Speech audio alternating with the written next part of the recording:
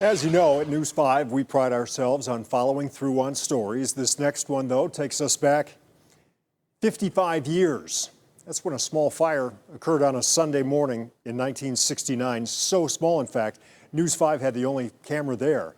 That fire was on the Cuyahoga River, the last of several that took place there. It prompted Cleveland's Mayor Carl Stokes and his Congressman brother Lewis to take action.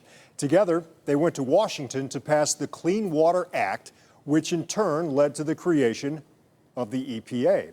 That organization has overseen the cleaning up of the Cuyahoga River and the continued protection of Lake Erie. But News 5's John Kosick tells us those protections still need protecting.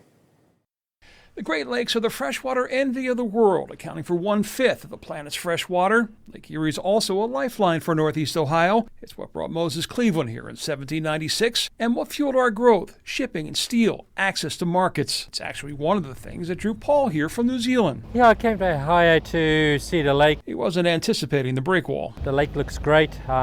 Shame there's a wall in the way here for me. The breakwall, I explained, protects the boats along the shore, which on this day includes the EPA's Lake Guardian, whose job it is to actually, in turn, protect the lake. It is the EPA's largest research vessel that travels the Great Lakes, monitoring constantly for changing conditions, which is especially important because Lake Erie is the smallest of the Great Lakes and the most susceptible to change. That's true, because it's shallow and has certain characteristics. That's why the Lake Guardian, our big research vessel, is going to be spending a lot of time this summer gathering samples throughout Lake Erie to learn more about what's happening. Its funding is tied to the Great Lakes Restoration Initiative. Founded in 2010, its budget has at times come under attack, including in 2019 when the White House proposed a 90% cut to it. That, though, brought Great Lakes Democrats and Republicans in the House and Senate together to say no. Presidents have tried to zero it out. Congress restores the money because they know how important it is. A new 5-year extension just passed out of committee but still needs to be approved by the full House and Senate. It's critical, Shore says, to the continued protection of Lake Erie, home to just 2% of the water in the Great Lakes, but an astounding 50% of the fish and living organisms in them. While the EPA does its part in Washington, Shore heard this day from Luca, who said he will continue to do his here.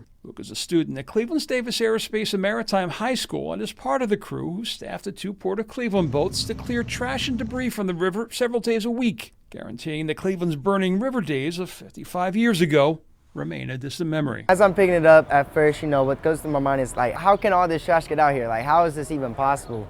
But then what goes through my mind is, well, if nobody else is doing it, I can. And I can still continue doing it, continue helping the lake get better, the river get better, all that. In Cleveland, John Kosick, News 5.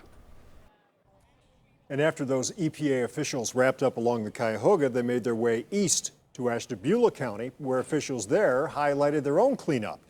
The Ashtabula River, once labeled as an area of concern, was delisted by the EPA in 2021 after decades of work and more than $70 million to clean it up.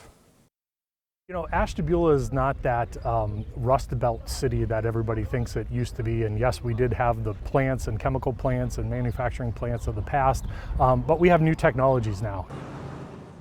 City leaders say as a result, they're noticing more development along the riverfront.